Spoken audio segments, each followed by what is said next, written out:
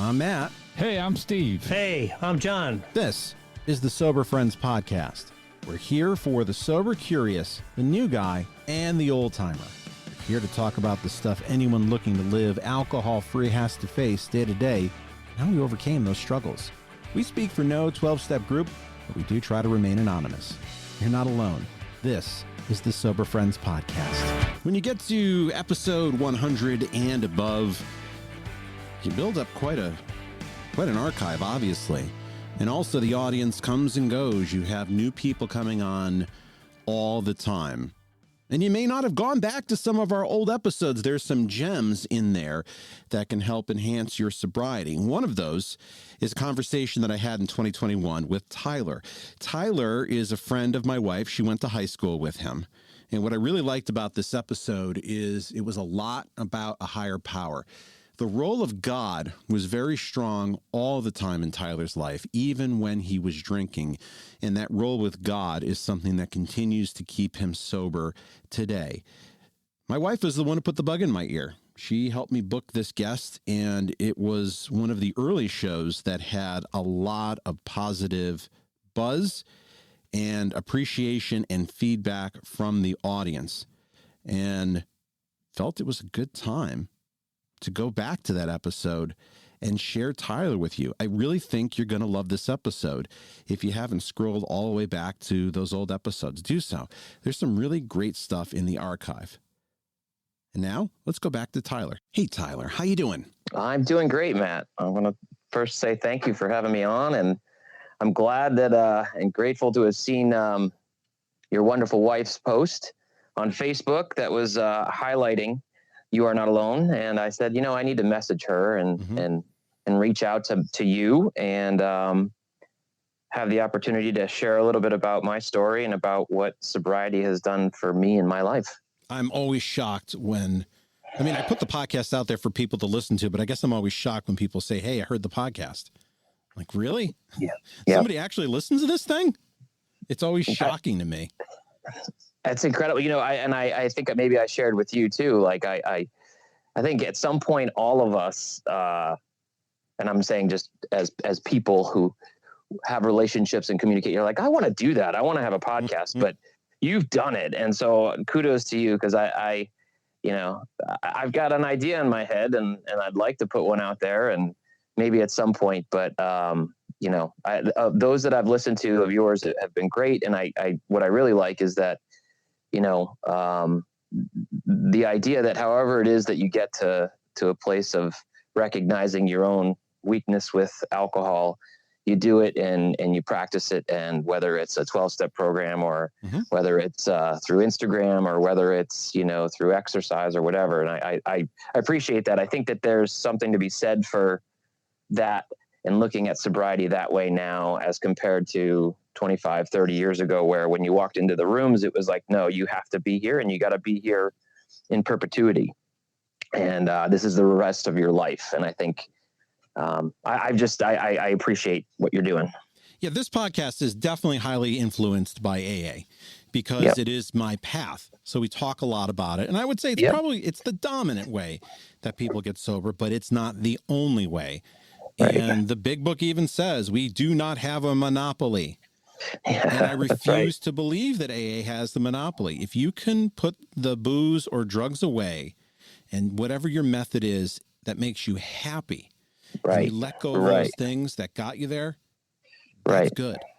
Right. And I say that from a position in a place where that's what AA brought me. I mean, and that's what it gave me. We talked about this when we talked, it was a blueprint that the moment I started identifying parts of my life to the blueprint that it offered, I recognized, that I had to hand it over. It was kind of like it was a real, and they, it truly is a gift from God that program is there for all the people that use it now. And I mean, I it's always in the back of my mind. It's funny. It's just always now what it is like, I love music. And so, a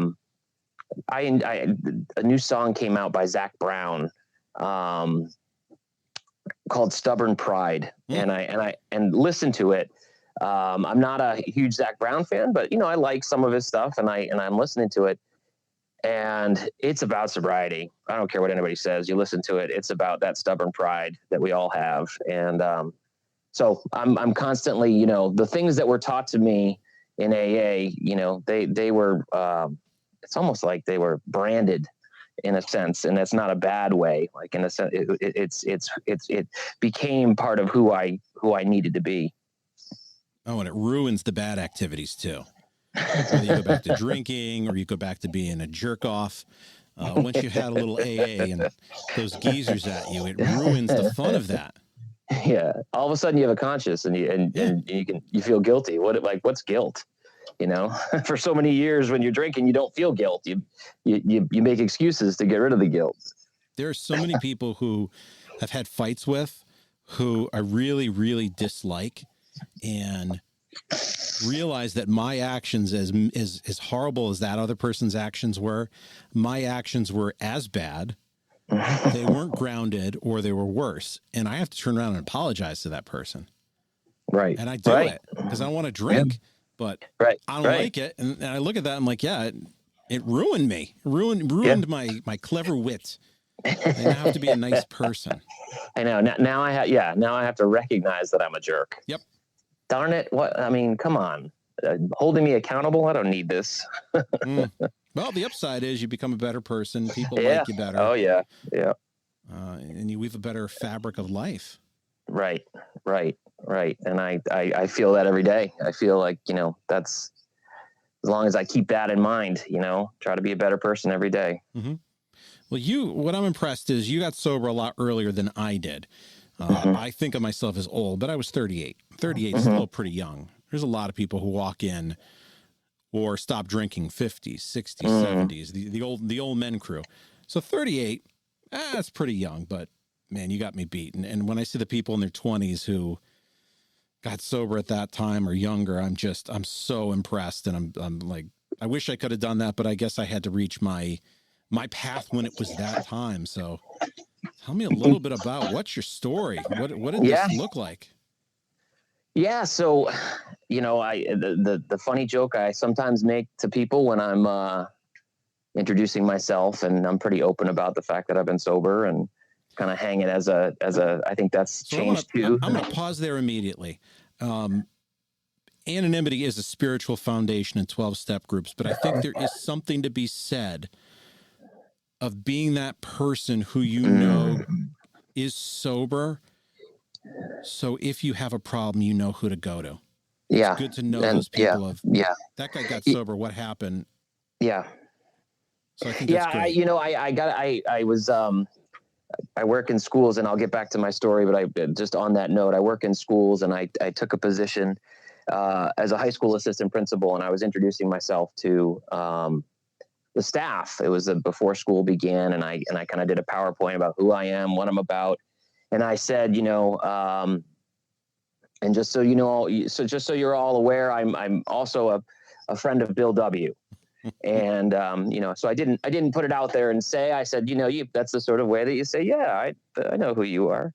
And, had somebody come up to me that was in the rooms as well and was sober, and, immediately connected. And it was, I think as we move forward in the current world that we live in, the stigma associated that's talked about so much in the big book of the drunk in the drunk tank, and the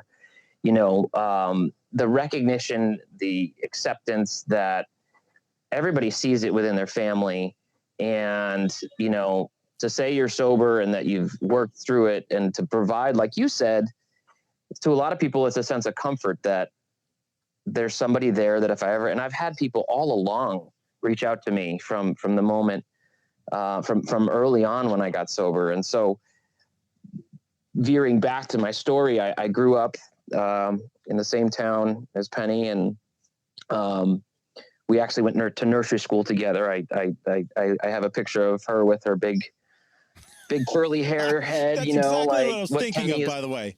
When you said that, I'm thinking about, you must have a picture of her with like like an afro going with Yeah, her yes, unkempt hair. I do. And so, you know, that's 40 years ago now. We were sitting with the broad lapel. I had the big butterfly collar, and, you know, we were all dressed up by our parents that seriously dated us as to when it was. And, you know, the moment you see the photo, but grew up yeah, in a nice neighborhood. Parents were together initially until I was 7, and then divorced. Stayed in the town, didn't move, stayed in the house. Dad moved out, and back then it was, you know, it seemed more common back then that it was like, you know, you see your father every other weekend and you're with mom most of the time. And that's changed now. Like I said, I work in schools. There's a lot of these sort of back and forth, and you're 1 week with one parent, 1 week with the other. But I was primarily with my mom. She did her best. She's a pretty remarkable woman herself. And I was a very active, very involved with sports, very athletic. Didn't do any of that sort of acting out. Didn't externalize the sadness that I had from the divorce, and internalized it. So that, I think, in part made me real prone to enjoying alcohol and what it can do. You know, the pain was on the inside, and so anything I could do to get rid of that pain, that started pretty quickly once I got into high school. And I had you know, I got into, we talked last week, my first experience with alcohol was in 8th grade with a friend, and we were messing around at my house. My mom was away, was somewhere, I don't know. And we found the cabinet with the you know, the peach schnapps and all the disgusting stuff that sits there for. It's always like the peach schnapps. Oh, it's always, you know, and then the vodka that, you know, you can fill with the water. Obviously, I figured that out quickly and everything. And I still remember now, you know, the 30 plus years later, the feeling that I got when I drank that first time. And the other thing too is that there wasn't a loss of control. I almost felt like I was more in control, because the pain or the anxiety that I think I had always just held on to was released. So there was almost this like, you know, chorus of angels singing and saying, "Oh, there is something that can get rid of all of this." And I didn't dive into it at that point, at that age. But then eventually, once high school came on, and as the things that really factor into that happening, you know, transportation, getting license, and having friends who have license, and getting out, and, you know, I became a pretty consistent weekend drinker. Smoked a lot of pot. Continued on getting good grades. Playing soccer, was the captain of the soccer team in the town, and in high school, and that was sort of a big thing. It's a perennial powerhouse here in Central Connecticut, and wasn't letting anything stop me. Just, you know, I was like, I'm just doing this. I'm just going to live to my fullest. I'm just going to go. And if anybody questions me, and this would be mom, dad, anybody, well, I'll make every excuse to let them know that I know what I'm doing and I'm doing the right thing. I got pretty consumed by it all. And it got to the point where I can remember, you know, my senior year of high school, drinking every day after school. But then I can remember I would drink after school, and then I was a busboy down at just down the street. I would actually walk down to the restaurant. My mom came home at like 5:30. I was passed out on the couch. She woke me up. She's like, "You got to go to work." And she didn't know that I was drunk, but I was drunk. Went down to work, worked my shift, grabbed a couple beers from one of the fridges in one of the bars that wasn't used, went home and had a couple more. I drank alone a lot. And, you know, would drink and steal beers from my mother. And again, like I said, just there was something, and we talked about this last week, there was something too that this was totally normal in where I was living, and I'm not sure. Do we share towns? I don't know. Whatever you're comfortable with. Yeah, whatever. So, this is Glastonbury, Connecticut, and Glastonbury, Connecticut is a well-to-do town. That's an understatement. Where beautiful town, well-to-do. Yeah. If you have a really nice house in a really nice part of Glastonbury, you have arrived. Mm-hmm. Mm-hmm. And I would say from my wife, who does not have a problem, could go years without drinking, could have a sip and put it down and say, "Ooh, that's just too much for me," has said that, yeah, I'm lucky that I didn't acquire a problem living in that town because it's soaked into the culture. It is. I mean, and it's not unique. The town I work in now has the same. I think it's left with not a lot to do. Teenagers with extra funds and money and mommy or daddy's car find ways. And you tell me I can't do it, I'm gonna do it, and that's sort of that's how it manifests itself. Made me feel more adult. I had confidence. I wasn't introverted. I wasn't shy. Mm-hmm. And I remember the first time I got drunk, it was an F you to my mom. Mm-hmm. She didn't want me to do something. Don't remember what it was, but I was pissed. So I put my money in to the person getting 40s, who gave a homeless guy some money to go in to get us 40s. I mean, 40s. Oof. Just remembering 40s. Oh God. Yeah, I remember I got found with a little vomit coming out because I had a 64 ounce of private stock, and my mom didn't even question that.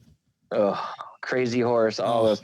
And they had to be ice cold. The moment that I think a 40 hits like 43 degrees, it all of a sudden becomes like swamp water. Like, it's just like, it's got to be so stone cold. I remember being like, you'd think like, how can a 60-year-old, but that was my standard. I was like, I can't do this unless this is ice cold. And that's for somebody, I don't know but you do it because you want to, and it's what you want to feel. You get. There really aren't much choices at that age. You get what you get. And if it's private stock, or it's Colt 45, or it's Budweiser, you drink what you drink. You get what you get. Yep. But what was interesting is that, and this comes from being in a town like that, we were able to get more than that. And so that's not what we, stayed with. We, I for whatever reason, I acquired, it was something where I liked things that I still like, good food and things like that. I became like, I loved the microbrews when microbrews came out. So it was Pete's Wicked, and it was, at that point, Sam Adams was relatively new on the block. And, well, you're not an alcoholic if you're drinking good wine or microbrews. You're a connoisseur. Well, no, you forget though that you would buy a 12-pack of that and a 12-pack of like Busch Light, so that you'd enjoy your first 6-pack of the night, and then your second 6-pack of the night was something that didn't matter because you weren't really drinking it for the taste on the palate. It was for what was happening to your body. So I had that story of, and I think the thing that for some reason I was able to keep it all together. I kept it all together. Like I said, I did well in school, socially, had friends. I mean, I think when I look back at myself in high school, I was a dick, that's one thing that I think about that. But yet what I've found is that, and I don't know, when I've gone to a few high school reunions, what I've found actually is that I gravitate more to those that I really wasn't nice to, but I should have been, because actually those are more the people that I really like. And it's funny. Like there are friends who, when I was in high school, I was not nice to, I was me. And now I tormented them in a sense, not in a bad way, but I was just kind of that cocky, athlete that I'll give you time when I want to give you time. but ultimately I was also trying to play that game of being with the in crowd. And I don't, that, that really wasn't who I was. I talked with you on the phone last week about how I lived this sort of, I was brought up in a church. I had friends who are still my best friends today that we went on mission trips. We went to church. I went to church every Sunday, despite the fact that I was getting drunk. I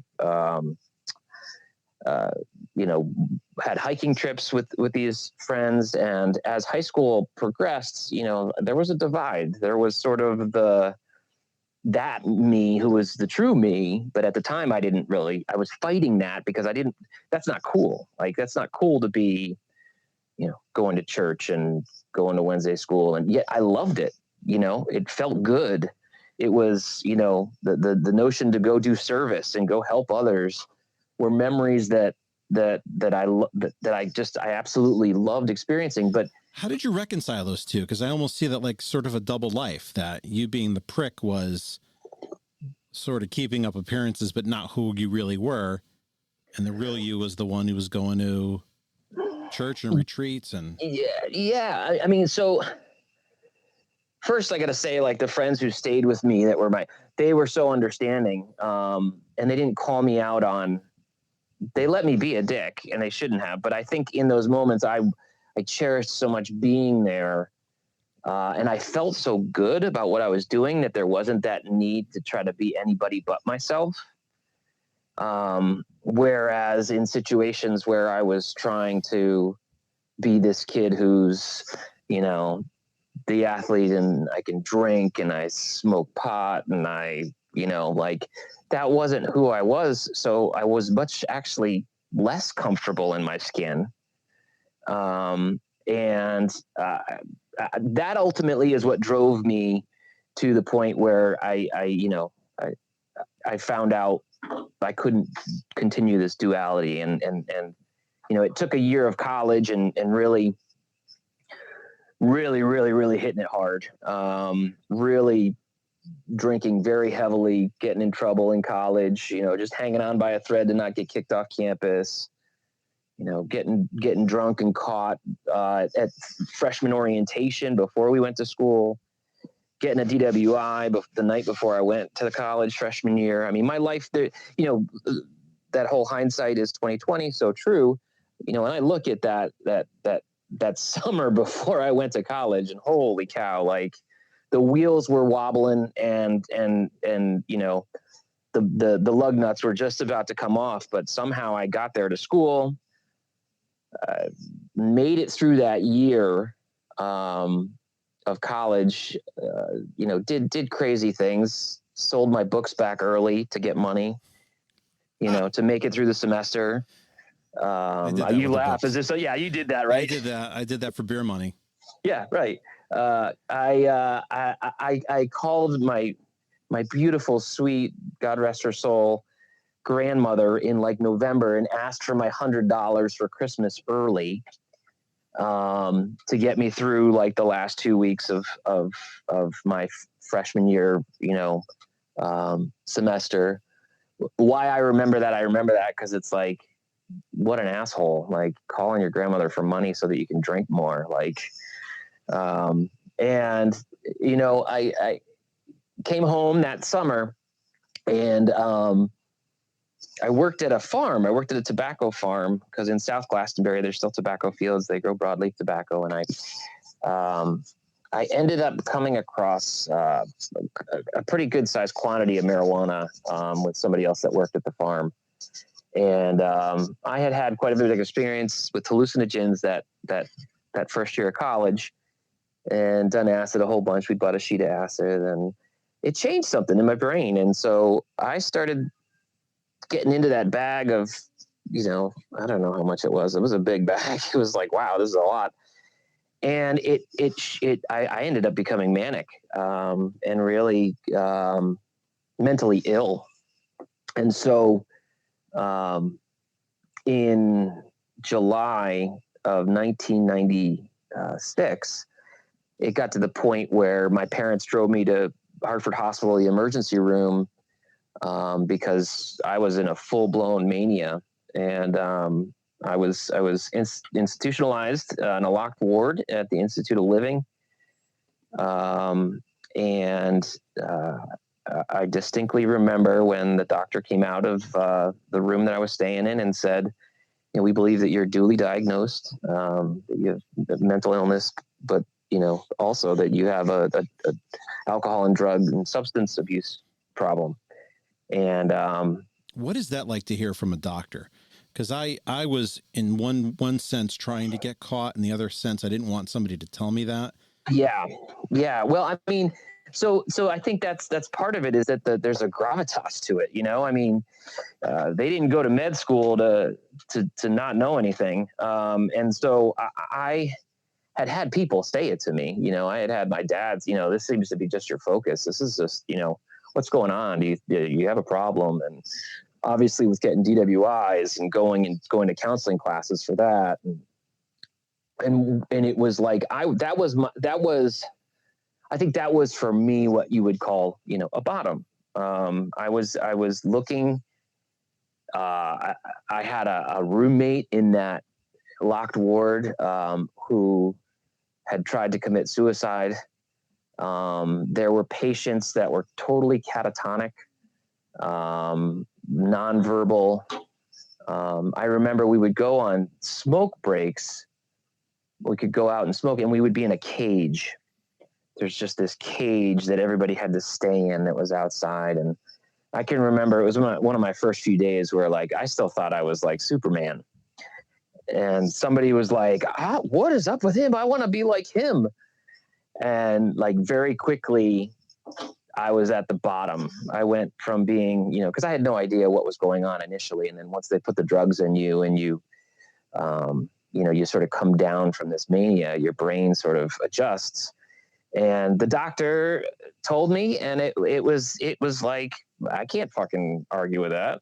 It was sort of that moment of clarity where it was like, here I am, I can't leave. Like, I'm not allowed to go anywhere. And somebody's telling me why I'm here. I'm going to believe them, because smoke break in a cage would be a gut punch for me. Yeah. It was God. Yeah. It was a surreal experience, especially when I think about where I was, 2 years before, star athlete, nothing's going to stop me, pretty girlfriend or girlfriends, whatever. I had a few different girlfriends in high school. I was here I am. And now, or there I was, and now here I am in a cage. And, so from there, I stayed home that semester from school, but I went home with the marching orders of, you probably need to you need to go to some AA meetings. You need to explore what sobriety is, because it certainly doesn't work what you're doing. And I even before going to a meeting, I believed it, because I was scared. I was so scared of that experience. And what I was fortunately young enough to, and I don't know how or why, by the grace of God, that I knew that the path that I had been on, the only exit from the only place it was taking me was that cage, was that locked ward.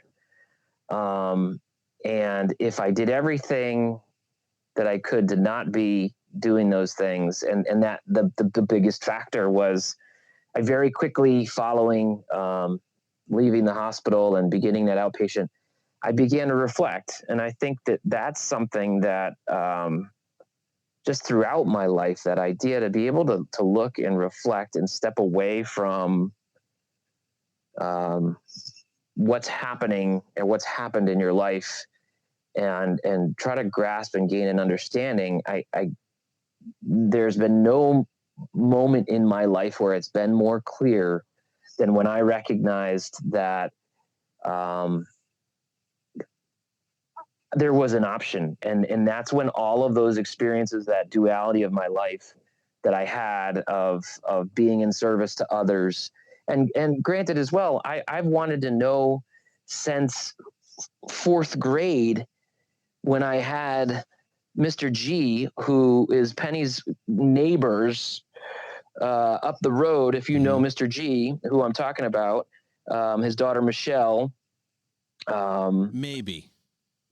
Okay. But I had Mr. G in fourth grade, and from that moment on, I wanted to be a teacher. And so that's so in line with all this work that I was doing within the church of serving others and working with others, that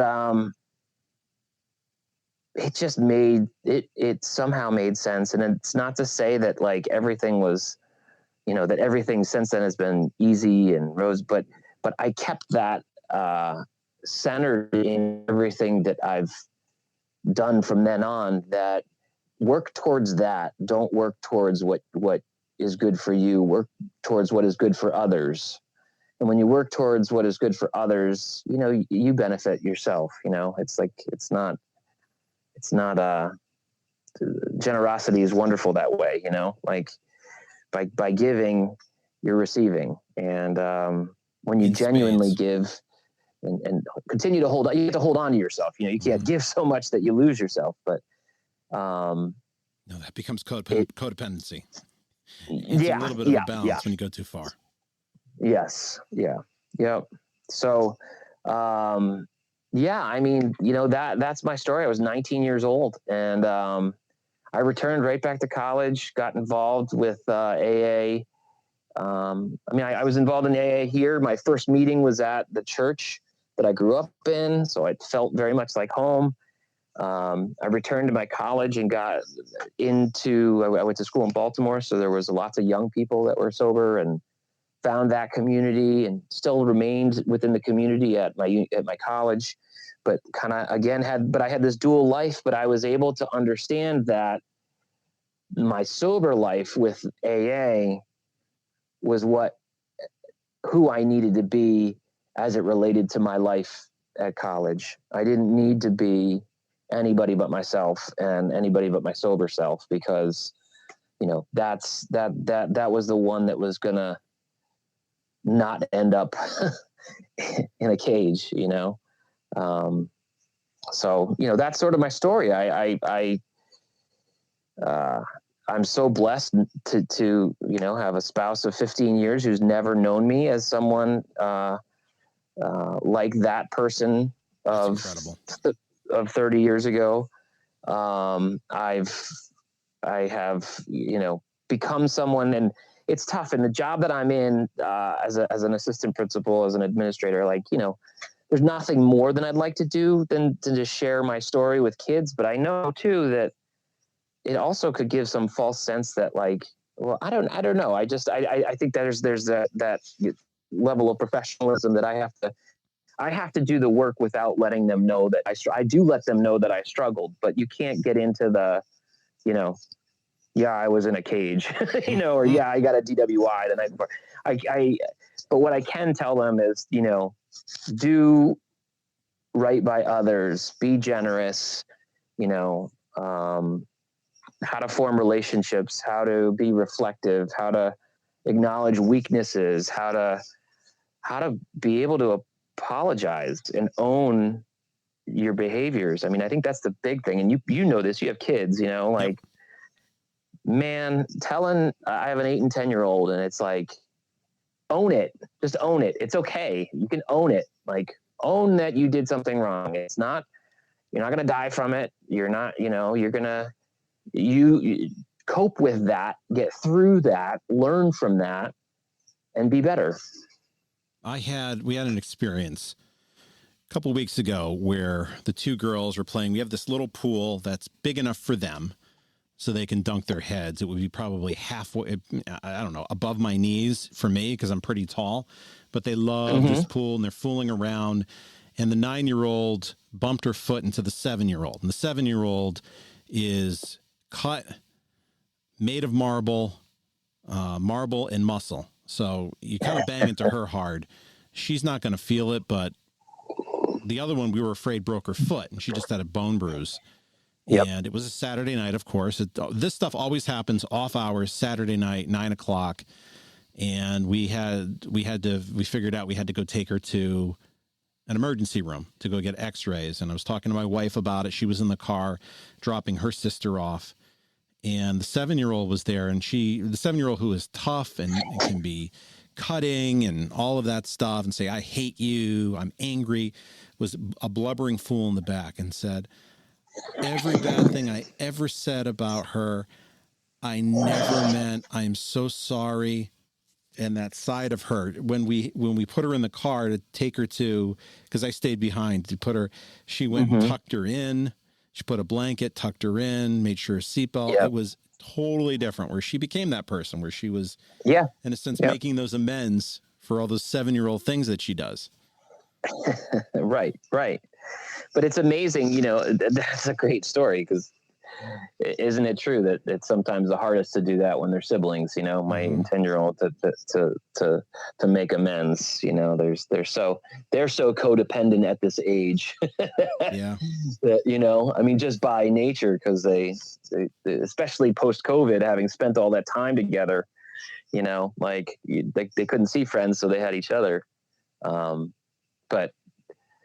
But yeah, that for me, and that's the biggest thing that I feel like, you know, again, we talked about this, but I don't continue to go to AA, but I feel like I'm a practitioner of the 12 steps, and I'm actually teaching. And I guess that's my point, is like, I wish I could tell the kids, but I don't need to, because what I do is I teach the 12 steps to teenagers. You know, I try to teach them those very things that, you know, will make them successful if they are willing to be vulnerable and willing to take on, you know, that sort of accountability and responsibility for their actions. I have interviewed, you're the third person I've interviewed that I can count. I think it's three people who got sober, but not really through AA. And I found that all three of you in your own way were doing steps, or were doing a lot of this stuff and had the lingo down, and were really doing service to others, which was the thing that was keeping them sober in their own ways. And you may never know that impact. You may run into one of those kids 20, 30 years from now. Yeah. I and that's what keeps me coming, you know, just like, you know, what keeps you coming back is that I never know who I'm going to be working with, or what I'm going to be doing, or what thing I'm going to say that is going to in that time, years later. And I think, it's the same in the rooms. You meet people in AA that say things to you, and it might be on your first night. It might be, you know, we shared the story, you know, when I won, I was in a VA hospital, a VA meeting, a bunch of crotchety, you know, Vietnam and Korean War vets and gnarled and everything, a bunch of dudes. It was a smoke-filled room. I think they were still smoking inside, because it was a VA hospital. You know, they could do what they wanted. They're vets, you know, they fought for their freedoms. And the raffle comes up in the end, and I'm by far the youngest. Here I am, 19 years old. I'm wet behind the ears, and I win the raffle. And I, at that moment, was in a place of such vulnerability, and was in a place of yearning for something greater than myself, that I truly felt that was God. And then I won again, and I'm like, well, then it's for sure it's God. And it wasn't until about, like, you know, 2 or 3 years later, and it truly wasn't, that I was like, wait, those guys just pulled my numbers. And I think that really speaks to that notion of, you know, for those that don't believe in a higher power, you at least can believe in the power of the group. Yeah, and for you, it was definitely God. It was the group of drunks who directly did that. That's right. That happened to me early on, and it happens to every new guy. That it does. It does.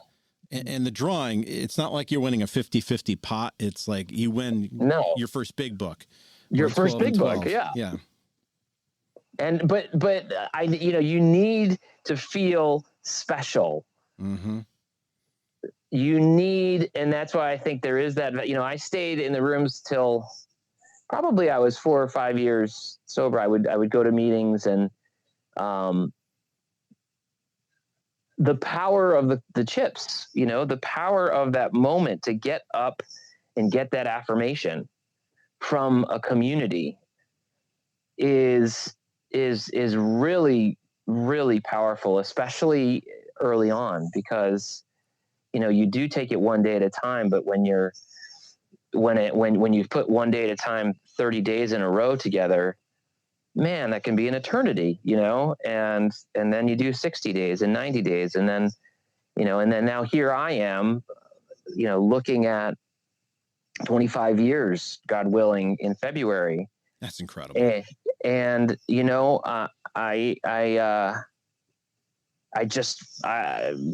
it's one day at a time. It really is. And there's a lot of things I could be grateful for. I think if I asked my 20-year-old self, was I grateful for being impatient and going crazy? No, because I think emotionally I was still pretty raw from the things that I had done that had put me there, and the pain that I had caused people in the lead up, and the crazy behaviors. But 25 years on, or beginning probably 5 to 6 years on, I was like, I needed that to happen, because it gave me such a visceral bottom that I feel blessed that I've not had. I had initially, you have those drunk dreams but I didn't have like that urge where when I walked into a bar when I was in college, I was like, I'm not drinking. Like, it never was a thought in my mind. And I know that's not the same for everybody. And I feel blessed. I wish everybody could get like that, like knocked upside the head to be able to, because it's that puts that one thing for so many people, which is so hard, it put aside for me. Now it was like, it totally broke me, and it put me in a place where, I was just a wet noodle. Well, I think sometimes you have to get to a place of submission and surrender, and it happens to different people. And sometimes you got to get your face just put right into the dirt. It's so true. It really is. It because that hubris, there's that, it's your will. It's like when your will is that power, I can remember when you are truly thinking that you control everything, you're not going to tell yourself to stop doing something. It's not going to be, you're not going to be logical. You're running on pure selfish wants and needs. And in the case, obviously, of alcoholism, it's addiction. You've got a beast in you, and it's generally, sadly, for alcoholics, it's external forces that have some emotional impact on you that finally get you to that place where that dirt gets rubbed in your face. Yeah, I'd say getting to that low point is a blessing. Because whatever it takes, if it's a kick in the nuts, that's what it has to be. But if you can do something because of that kick in the nuts, it's a good thing. Yeah. Yeah. And knowing, and I think I have that sort of optimistic belief that everybody, no matter where they've come from, that they are good inherently. There is goodness. And I think that so many of us in sobriety, based on the experiences we had, were raised in an environment where we were taught that we weren't good, or that we didn't deserve, or that, just any of those things. And I think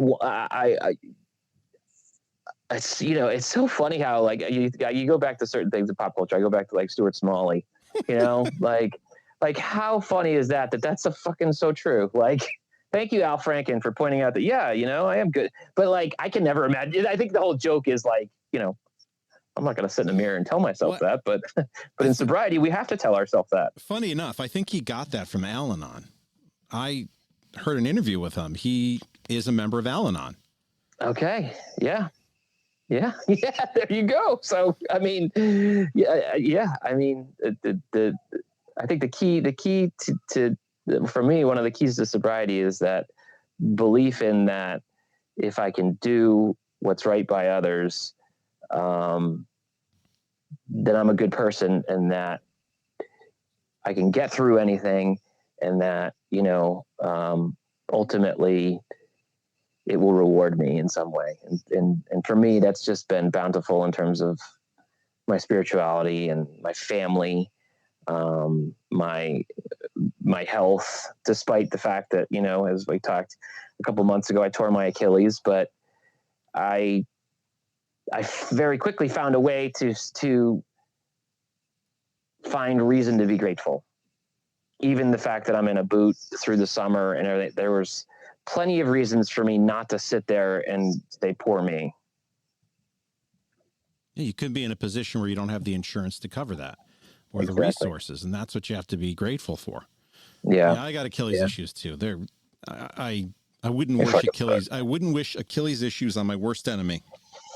Yeah, no, it's not cool. It sucks. And it's also a sign that, it just, Father Time is beginning to have an impact on, even though I don't feel old, my body is beginning to tell me, I try to working with teenagers. I try to stay as young as I can psychologically. Yeah. My mind is still 18. So, but I look in the mirror sometimes and I'm like, what happened? How did this occur? Well, I don't know about you, but like, I like to try to think of myself as like right about the time I got married, like 27, 28, something like that. Cause I was about 15 pounds less, everything. I mean, kids came, and like, I must've aged 25 years in the last 10 years. It's like, dear Lord, but that's okay. That's okay. I don't need to look like a 27-year-old, but I feel like you, which is good. Yeah, no, I hear you. I've had some life lessons since I got married. And yeah, sometimes I feel it, and I feel my body, all these things that happen. But if you come out the other side, it's just wisdom. Well, I appreciate you, Tyler, coming on. If you're new and you're not from a town like Glastonbury, which is well-to-do, you don't have to, that doesn't have to be the thing you take away from the story. You could grow up poor, you could grow up rich, you could be like me and Tyler and have divorced parents, or you could grow up with 5-6 siblings in the perfect house and you can still be an alcoholic. The disease does not matter where you come from. This is about identifying with the feelings.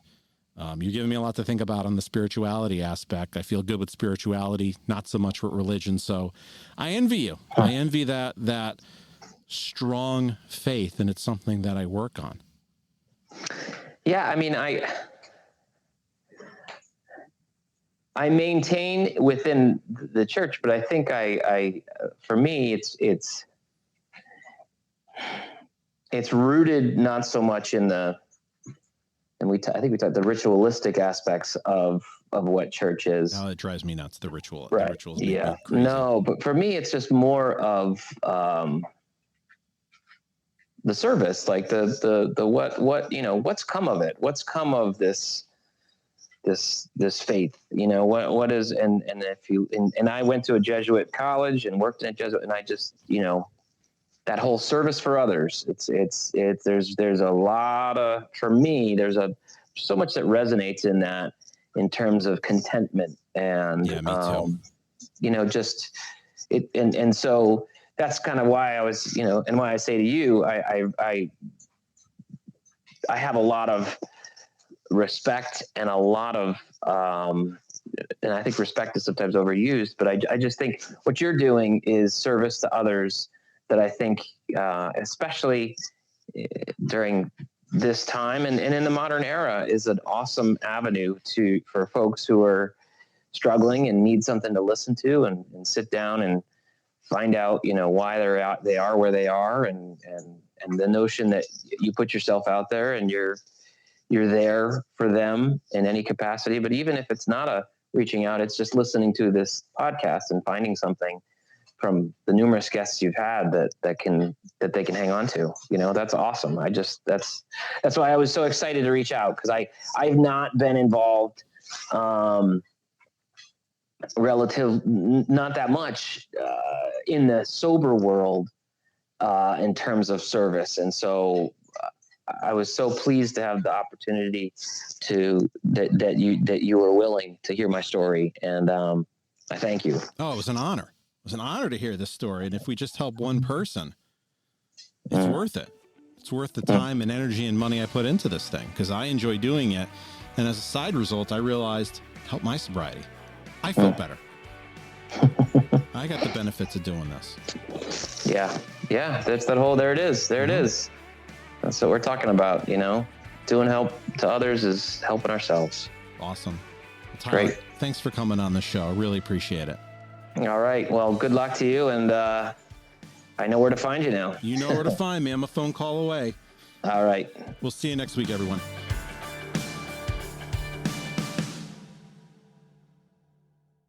You made it this far into the podcast. That tells me you're a pretty big fan. If you like what we do and you find value in the podcast, consider a donation at buymeacoffee.com/soberfriendspod. Your donation keeps us on the air to help out the new guy and helps us defray some of our costs. If you find value in our podcast, please consider a donation at buymeacoffee.com/soberfriendspod.